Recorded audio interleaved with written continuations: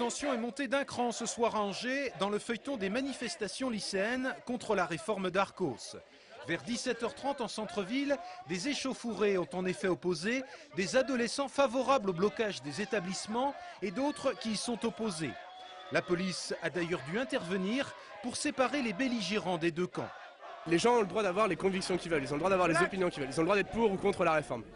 Ça les regarde eux et il n'y a aucun problème là-dessus. Mais par contre, ils n'ont pas le droit de bloquer, ils ont le droit d'aller manifester. Allez manifester le samedi, allez manifester le mercredi, mais ne bloquez pas le lycée, n'empêchez pas ceux qui veulent étudier d'étudier. Du côté des lycéens favorables au blocus, on rappelle que toutes les actions sont précédées d'une consultation qui se veut démocratique. Ils nous accusent de bloquer le lycée alors que ce n'est pas démocratique, alors qu'à chaque fois que nous faisons un blocus, par exemple dans notre lycée ou dans d'autres lycées, on fait un vote et s'il y a majorité, on fait le blocus. Il n'y a pas la majorité, on arrête le blocus, c'est tout. Un peu plus tôt dans l'après-midi, ils étaient encore environ 2000 à manifester, notamment sur la voie des Berges. Reste maintenant à savoir ce que va devenir ce mouvement, puisque les lycéens seront en vacances demain soir. Des lycéens qui, pour certains d'entre eux, ont d'ores et déjà prévu de se mobiliser le jour de la rentrée, le 5 janvier prochain. Ce qu'on a décidé de faire en coordination lycéenne, c'est de faire une assemblée générale dans à peu près tous les bahuts d'Angers, dès le matin, dès 8h, pour rappeler aux gens pourquoi on est là, pourquoi on se bat, et leur réexpliquer qu'il faut rester mobilisé parce qu'on a gagné une bataille mais qu'on n'a pas gagné la guerre.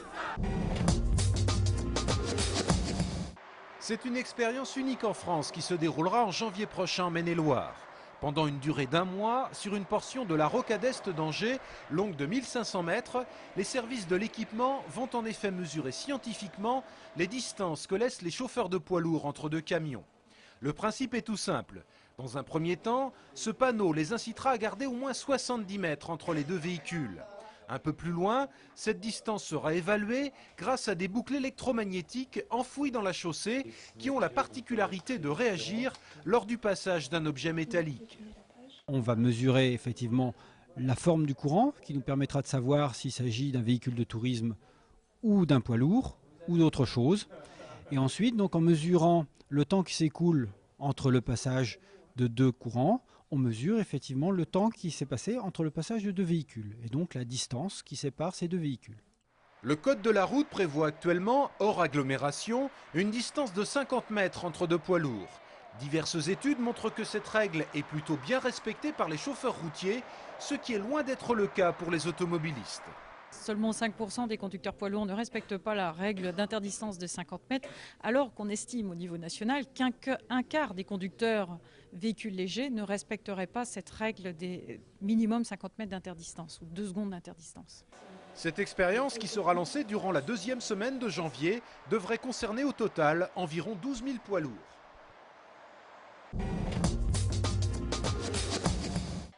Après son élimination en Coupe de France le week-end dernier face à Romorantin, l'équipe du SCO va pouvoir montrer ce qu'elle sait faire vendredi soir.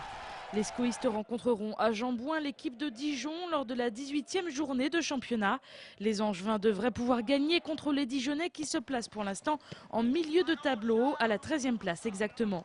Mais il va falloir être vigilant. Dijon vient d'enchaîner 4 matchs consécutifs sans défaite. Ils vont venir à Angers en essayant d'être costauds, de protéger leur but, de ne pas trop se découvrir. Donc il nous faudra être très vigilants. C'est une équipe qui peut être dangereuse en contre et qui a beaucoup de joueurs expérimentés. Donc je m'attends à un match extrêmement difficile. Une rencontre d'autant plus difficile que l'enjeu reste important. Si les Angevins remportent ce match, ils pourraient se placer dans les 3 premiers du championnat.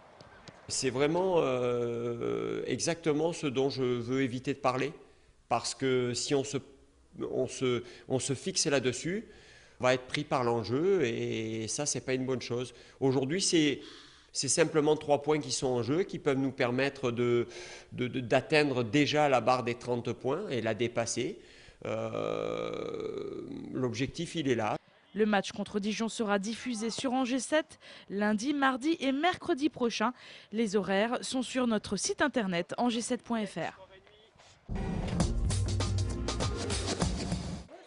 C'est un peu le Las Vegas des coups flancs.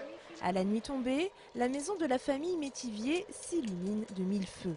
Depuis 2005, Dominique a fait des illuminations de Noël sa passion. Électricien de formation et retraité aujourd'hui, c'est lui qui a tout installé. Je fais ça pour que ça soit toujours de plus en plus beau. Je ne sais pas comment ça va s'arrêter.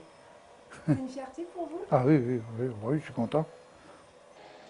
La maison des Métiviers est devenue le lieu de rendez-vous des curieux du quartier.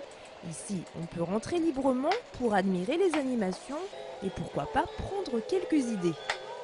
Ah ben moi je trouve ça très bien, ça fait un quartier gai, c'est bien, il faudrait que tout le monde le fasse. Vous trouvez ça joli?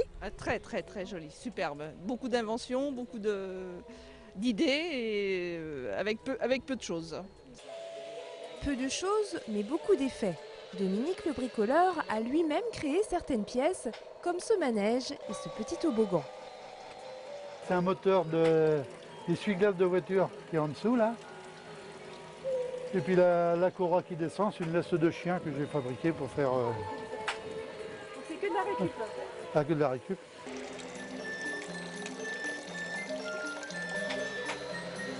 Fin du spectacle le 15 janvier 2009. Pour l'année prochaine, Dominique a promis des illuminations encore plus belles.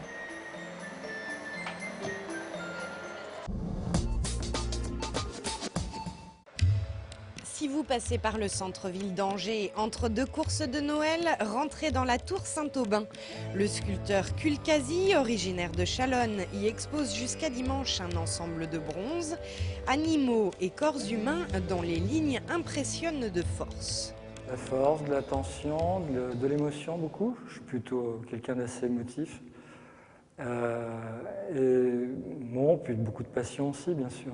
C'est un métier qui me porte beaucoup, qui m'emporte. Plus de 600 visiteurs ont déjà poussé la porte de la tour Saint-Aubin pour jeter un œil à ces œuvres qui célèbrent la vitalité. Vous avez jusqu'au 21 décembre pour en faire autant.